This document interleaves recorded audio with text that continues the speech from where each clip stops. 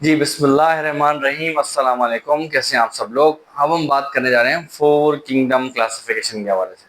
अब four kingdom classification जो है वो 1959 में कोपलेंट जो एक भाई साहब थे उन्होंने हमें दी। मसला ये हुआ कि उन्होंने बोला कि नहीं भाई नहीं, जो थ्री किंगडम क्लासिफिकेशन थी हम उसको नहीं मानते। सही है जी। उन्होंने कर दिया फड्डा। अब वो जो फड्डा हुआ उन्होंने बोला भाई हम क्या करें, तो उन्होंने बोला मैं नई नई चीजें लेकर आऊंगा। ठीक है ना। तो नई नई चीजें क्या की उन्होंने भाई, उन्होंने कुछ नहीं किया सिवाय ड्रामेबाजी के। और उन्होंने क्या किया कि उसको उठा के, जो बेचारा लोअर प्रोटेस्टा था, उसको उठा के एक नया किंगडम बना दिया। उसका नाम था किंगडम मोनेरा। किंगडम मोनेरा के अंदर उन्होंने ऐसे ऑर्गेनिजम्स को रखा जिनकी जो यूकैरियोटिक नहीं थे, वो प्रोकैरियोटिक थे। प्रोकैरियोटिक मैंने पहले भी डिस्कस किया हुआ है कि ऐसे जिसकी न्यूक्लियर मेम्ब्रेन नहीं होती। ठीक है जी। तो उसमें उसको उनको बैक्टीरिया मिला और बैक्टीरिया के साथ साथ उनको साइनोबैक्टीरिया मिल गया। उसके बाद उन्होंने जो किंगडम, हमारे पास प्रोटेस्टा पहले से मौजूद थी बेचारी, इसके अंदर क्या किया उन्होंने, यूनिसेलुलर और मल्टीसेलुलर यूकैरियोटिक ऑर्गेनिजम्स को रख दिया। ठीक है जी। वो बेचारे क्या करते थे, अपने जिंदगी जीते थे खामोशी के साथ। उसके बाद उन्होंने एक नए लफ्ज को जन्म दिया, रखा मेटाफाइटा। मेटा माना मल्टीसेलुलर और फाइटा माना प्लांट्स। अब आपको पता है प्लांट्स की कुछ कैटेगरीज होती है, उनके पास सेल वॉल होता है। ठीक है जी। सेल वॉल के साथ साथ उनके पास जो है ऑटोट्रॉफ होते हैं वो। ठीक है, सीसाइल होते हैं वो, या आप एक ही जगह पे रहते हैं। उसके बाद जो है वो अपना खाना खुद बना लेते हैं फोटोसिंथेसिस के जरिए। ये सारी कैटेगरीज में होती है। ठीक है जी। तो अब जिसके पास भी सेल वॉल था उन्होंने उसको प्लांट कंसिडर कर लिया। उसके बाद हमारे पास आया मेटाजुआ। अब मेटाजुआ, मेटा माना मल्टीसेलुलर और जुआ माना एनिमल। अब एनिमल आपको पता है इंजेस्टिव मोड ऑफ न्यूट्रिशन होते हैं उनके पास सेल वॉल नहीं होती, हेटरोट्रॉफ होते हैं वो। और क्या करते हैं, अपना खाना खुद नहीं बनाते, डिपेंडेंट होते हैं किसी दूसरे पे। तो उस पर उन्होंने कहा कि इनवर्टिब्रेट्स और वर्टिब्रेट्स सबको डाल दो इसके अंदर भाई। सही है जी। इस तरह से हमारे पास आई एक फोर किंगडम क्लासिफिकेशन। अच्छा जी, अब हम बात करने जा रहे हैं फाइव किंगडम क्लासिफिकेशन के हवाले से। अब फाइव किंगडम क्लासिफिकेशन क्या है भाई, मतलब ये हुआ कि एक आए, उनका नाम था रॉबर्ट वेटिकर, 1969 में। रॉबर्ट वेटिकर ने कहा कि नहीं भाई मैं तो नहीं मानता, कोपलैंड ने नहीं माना तो मैं क्यों मानूं भाई। तो उन्होंने क्या किया कि एक नई क्लासिफिकेशन निकाली, उसका नाम फाइव किंगडम क्लासिफिकेशन रखा। उन्होंने बोला कि अच्छा, एक चीज और थी, उनको ना फंजाई से बहुत प्यार था। तो उन्होंने क्या किया, फंजाई को एक सेपरेट किंगडम में डाल दिया।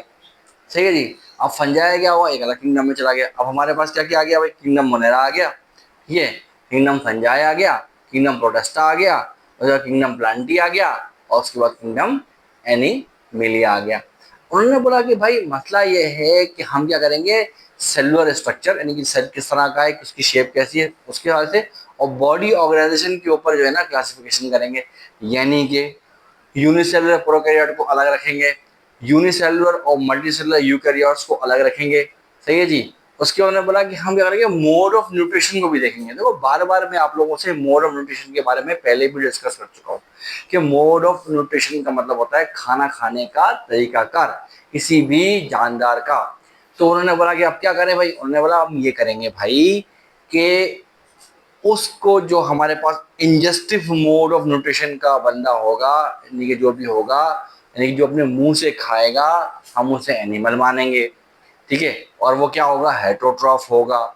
सही है जी। उसके बाद एब्जॉर्प्टिव नेचर का, एब्जॉर्प्टिव मतलब फंजाई जिनसे उनको बहुत ज्यादा प्यार था, वो क्या करता था किसी भी चीज के ऊपर आ जाता था और उसके सारे न्यूट्रिशंस को एब्जॉर्ब कर लेता था।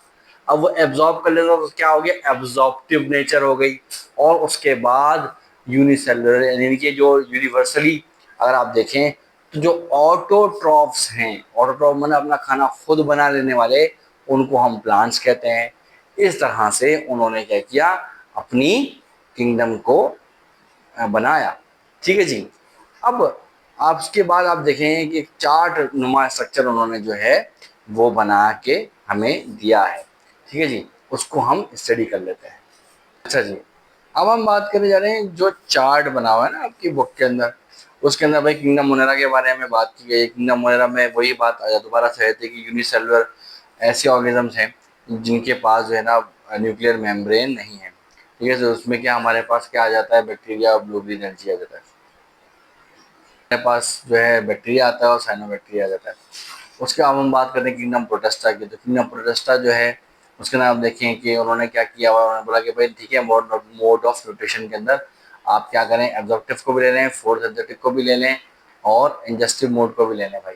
लेकिन उन्होंने ये बात बोली है कि भाई होना चाहिए क्या, यूनिसेलुलर या मल्टी सेलुलर यूकैरियोट होना चाहिए।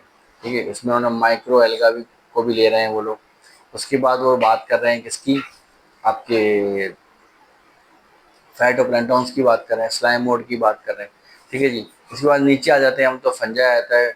अच्छा, अगर आप देखें कि जो प्रोटेस्टा है ना, प्रोटेस्टा, उसके साथ सबसे बड़ा प्रॉब्लम ये है बेचारे के साथ, वो रैग बैग है। रैग बैग मतलब कि जिस ऑर्गेनिज्म को किसी भी किंगडम में जगह नहीं मिलती उसको उठा के हम प्रोटेस्टा में डाल देते हैं। ठीक है ना। अब वो वही हुआ। फिर फंजाई की बात करते हैं, तो फंजाई अगर हम देखें वही, इसकी जो मोड ऑफ न्यूट्रिशन है वो क्या है, एब्जॉर्प्टिव मोड ऑफ न्यूट्रिशन है। तो जितने ही फंजाइज हैं वो सब आ जाते हैं एक्सेप्ट यीस्ट। यीस्ट नहीं होता इसके अंदर। ठीक है जी।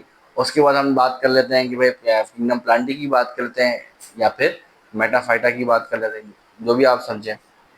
तो किंगडम प्लांटी की अगर हम देखें तो हमारे पास ऐसे है जिसमें सेल्यूस मौजूद हो, सेलवाल हो, जिसमें सेल्यूस हो। ठीक है जी। और हम देखते हैं कि वो सीसाइल है। और क्या करते हैं, ऑटोट्रॉफ हैं, अपना खाना खुद बना लेते हैं और फोटोसिंथेसिस करते हैं। ठीक है जी। ये सारी सारी जो है ना उसकी जो है कैरेक्टरिस्टिक्स हैं। उसके बाद हम देखते हैं कि अगर किंगडम एनिमिलिया या मेटाजोआ की बात करें तो उसमें भी आप देख रहे हैं कि वो उनके पास सेल वॉल नहीं है। ठीक है जी। उनके पास न्यूक्लियर मेम्ब्रेन मौजूद है। अच्छा हाँ, ये एक मेन पॉइंट है। किंगडम मोनेरा के अलावा, किंगडम मोनेरा के अलावा जितने भी हमारे पास किंगडम है वो सारे के सारे यूकैरियोटिक हैं। ठीक है जी। क्योंकि याद रखिएगा कि कभी भी ऐसा सेल जो प्रोकैरियोट हो वो मल्टी सेलुलर नहीं हो सकता या मल्टी सेलुलर नहीं बन सकता। ठीक है जी। अच्छा, अगर हम बात करें किंगडम प्लांटी के अंदर तो हम ये देखते हैं कि हमें बैरियोफाइट्स मिलते हैं, यानी घासनुमा प्लांट। उसके बाद हमें जो है मुख्तलिफ किस्म के जो है टेरिडोफाइट्स मिलते हैं जिसके अंदर जो है सीड नहीं होता। और उसके बाद स्पर्माटोसीडा यानी कि जिम्नोस्पर्म एंजियोस्पर्म मिल जाते हैं। ठीक है जी। उसके बाद हम किंगडम एनिमलिया में देखते हैं तो इनवर्टिब्रेट्स और वर्टिब्रेट्स दोनों मौजूद हैं। ठीक है, चलें, थैंक यू।